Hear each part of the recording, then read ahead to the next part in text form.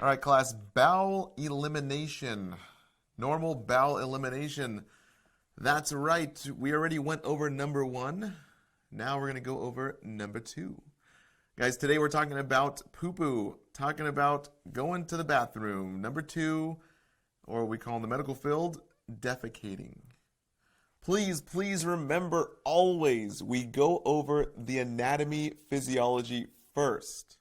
Or if we're talking about any disease, that's what's called pathophysiology.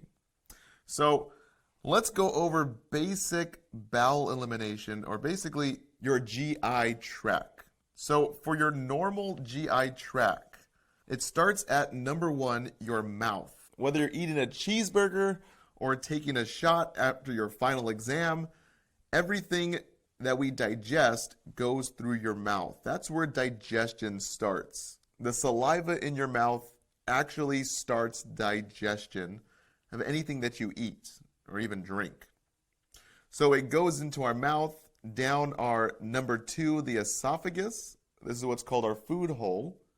Please remember that your air hole is your trachea, and that goes to your lungs. You don't want to get anything clogged in those lungs because remember, O2 is the money of the body. If you stop breathing, then you're going to die. Okay, so after it goes through the esophagus, it goes to number three, the stomach. And this is what we call our gastric in the medical field. Now, please note that between the esophagus and the stomach, and between every major portion of the intestinal tract, there are little doors called sphincters. And the way we name these little doors is we use the name of the previous intestinal lining to the next part of the digestive tract. So for example, this door between the esophagus and the stomach is called the esophageal gastric sphincter. It's really just saying, hey, it's your food tube and your stomach little door. This basically just helps food not to come back up after we eat it. And if it does come back up, that's when we get heartburn. But that's a whole different lecture. So number three is the stomach. Then it goes into our small intestine. And the small intestine is DJI. If you guys want to write this down, it is your duodenum, your jejunum, and your ileum. And please note that every single aspect and portion from the stomach to the duodenum to the jejunum to the ileum, every single one has a door called a sphincter. So that is how we separate the intestinal portions of the GI tract. So after this DGI of the small intestine, then food goes into the large intestine. Now the large intestine kind of resembles the top of a doorway arch. Kind of goes up, across, and down, and then out of the body and into the potty. Now the intestinal tract is 22 feet long on a normal person. So obviously we have to make names for this intestinal lining so we know if we're going to operate on the patient, what exactly we're doing to the patient. So for the large intestine themselves, the first portion is called the cecum. Now the cecum, I like to remember it as welcome because it kind of rhymes. It's the first portion from the small intestine to this large intestine. Now food travels upward to the ascending colon. So the ascension, just like in the Bible when Christ goes back up to heaven, this ascension word is because it comes from the Latin word of going upward. So when food goes up the colon, this is the ascending colon. Then we go to the transverse colon, which is just the horizontal portion.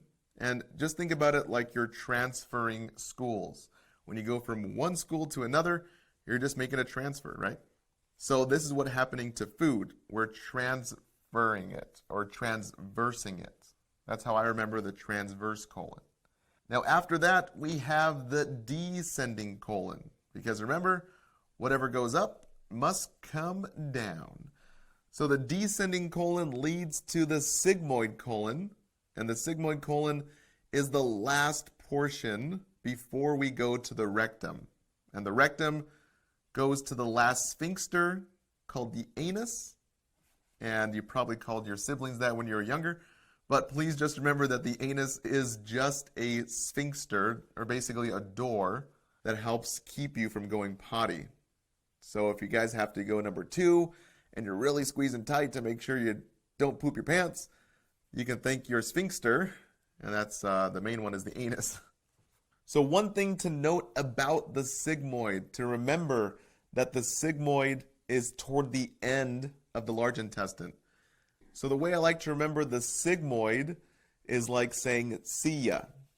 Or if you guys get confused, you can just think of it as cigarettes. Like the last thing you want to do is cigarettes. Or if it's better for you guys to remember see ya sigmoid, that's kind of like the last part of the GI tract or of the large intestine, then that's an easy way to remember it.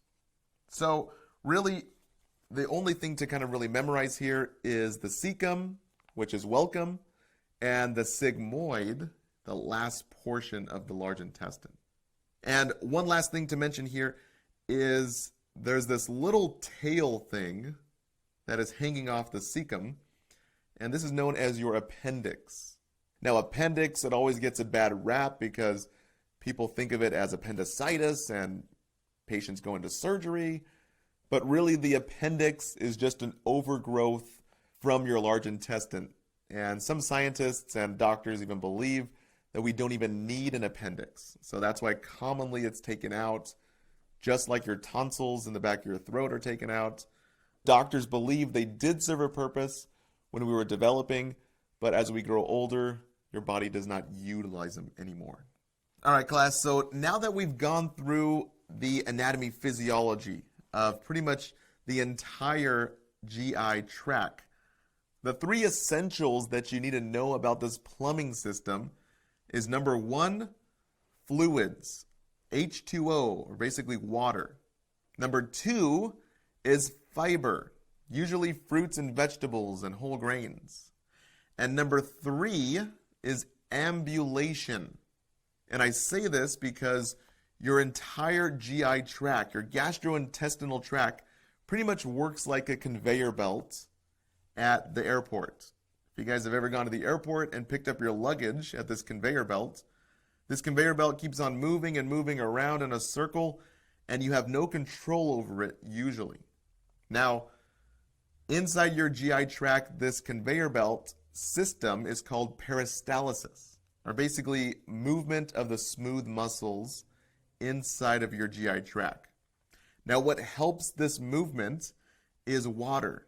What helps clean it is fiber, and what helps the movement of feces or poop is the ambulation, you walking around. So a big test question is, your patient is constipated. How do you get them to pass stool? One of the biggest things is we're going to give your patient water through an IV or through drinking water. We're going to give them more fiber, fruits and vegetables, and we're going to have them walk around. This will all lead to normal poop, or basically normal bowel elimination. Now, abnormal, we usually have 2 big ones. Constipation, which is we can't poop, or diarrhea is we're going too much to the bathroom. And usually we can all relate to that. We've all probably had one in our lives. But please remember the top 3 essentials here. Okay, so for normal bowel elimination for age, for our infants, usually breastfeeding, they're going to have watery yellow or brown types of fecal matter or poop. Now, a formula feeding infant is going to have a pasty brown type of elimination. For toddlers who are 30 months and older, or basically a little over 2 years old, they're going to have bowel sphincter control, or basically what's known as potty training. This is when potty training starts. Now, for older age patients, anyone over the age of 60 to 65 years old, we're going to expect them to have decreased GI motility. Or basically, we're going to expect them to have a little bit more constipation. And this is because they have less muscle in their body, which means that they're retaining less water in their body. And we all know that water helps us to go poop normally. So next is the diet. We have fibery bread, which helps with peristalsis, the movement along the GI tract. Please remember, this is in our top 3 wise men of our GI essentials: the fluid, the fiber, and the ambulation. Now, how much fluids should your patient be taking? You guys, usually it's recommended that your patient takes in about 2,000 milliliters per day. Usually the book will say that, but honestly, it should be half your body weight in ounces of fluid. So if your patient weighs 200 pounds, we're going to give them about 100 ounces of fluid. Now, the fluid should be water, but your book will also say that it can be fluids, it can be soup, it can be fruit, but most recommended in the medical field is pure water. Next is activity in our 3 wise men. Remember, this is activity like ambulation, basically fancy words for walking. So running or walking, this ambulation will help the plumbing move. It's almost like greasing up the conveyor belt at that airport. So 15 to 20 minutes a day your patient should walk. So our elderly patients who don't eat a lot of fiber, who don't drink a lot of water, who are usually watching game shows or soap operas all day in the recliner chair, usually are most at risk for getting constipation. And then to compound all of that with all the different types of meds they're taking, obviously constipation is a huge risk. Now, not to pick on the elderly, but let's just say your patient is post-operation. Now it hurts to move. They don't really want to walk, or maybe they have a huge wound that they can't walk. And they don't really feel like drinking a lot of fluids. And their diet is pretty much a paste. So that's a huge risk. Post-operation is huge risk for constipation. So please, as a nurse, we have to monitor this and have to be on our tippy toes for this. All right, guys, so now the last 3 is stress, pregnancy, and surgical anesthesia. Now, stress, all of us can relate to this in nursing school. We get depressed or we get stressed about the care plan and the 99 problems that we have, and they're all due this week. And guys, this stress decreases the motility and gives us constipation. Or at times, if it's very acute stress, it can give us diarrhea. But please remember that long-term stress and depression will decrease motility and basically cause constipation. And it could even lead to stomach ulcers when we have decreased movement or decreased motility. Basically, the acid in our stomach lining is just sitting there, and it starts to burn away at the stomach lining. So the second to last one is pregnancy. Decreasing motility, or basically decreasing peristalsis, or just saying we're decreasing the movements. And you might be asking yourself, why? Well, we have a big baby that's taking up a lot of space in this pregnant woman's abdomen. So it puts a lot of pressure on the GI tract, and it decreases the motility or the movement. Lastly is surgery anesthesia, which I kind of mentioned before. But basically, it's the little sleeping meds that we give your patient, or this anesthesia we give your patient before they go into surgery. So not only do we put your patient's mind to sleep before surgery, we're putting the entire body to sleep, which also includes the gastrointestinal tract, or basically your GI tract, your intestines. So now that the GI tract is sleepy too, you're going to have decreased motility or decreased movement after surgery. So one of the biggest test questions for your pre and post-op is having your patient ambulate, moving the gas around, expecting your patient to be constipated after surgery. So guys, that wraps up our normal bowel elimination. Let's go on into the next lecture here.